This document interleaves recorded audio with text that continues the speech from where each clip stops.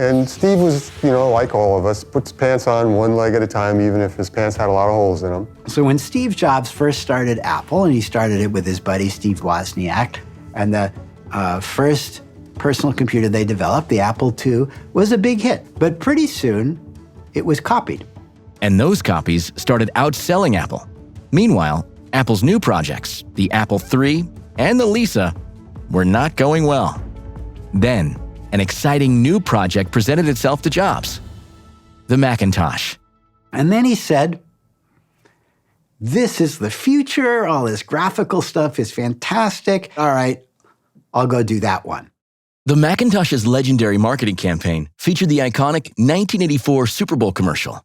But when the product launched, it was a total flop. So Apple was rapidly headed for bankruptcy, and Steve Jobs was, for fairly good reason, demoted and eventually left.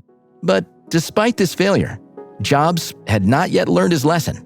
Jobs kind of doubled down on the Moses trap. So he starts a new company and calls it Next and hires a bunch of engineers and brings them in. And he says, I'm going to build a bigger, faster computer that's sexier, that's cool. The resulting product was the Next Cube. And its story was very similar to the Mac's. The Next Cube went to market. And there was the huge launch at Davies Symphony Hall. It was a big drama, and everyone was blown away, by the computer. But that was a lot of showmanship that went into that demo. Right? The reality was the product wasn't great. Nobody really needs it. Nobody really wants it. Beautiful product, super elegant design, great hardware, no customers. To make matters worse, Next wasn't the only powerful computer that he was working on. And he also starts talking to some random guys up in just north of San Francisco who are working on an even bigger, faster computer that's 10 times bigger because it's been used for a bunch of film stuff. And that company started rapidly heading down the drain. No revenue. They were building a computer, and nobody wanted the computer. Same thing with Next. There was an article in Forbes that said, there are very few miracle workers in the business world, and it is clear that Steve Jobs is not one of them. So how did Jobs finally break out of the Moses trap and become the savior of Apple?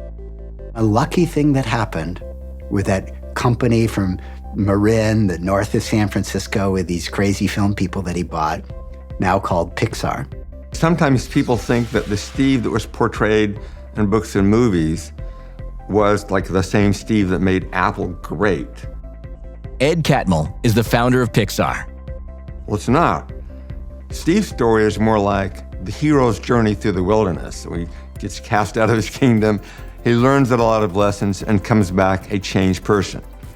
It was the changed person who then became the leader of Apple and then made Apple into this incredible force that it is today.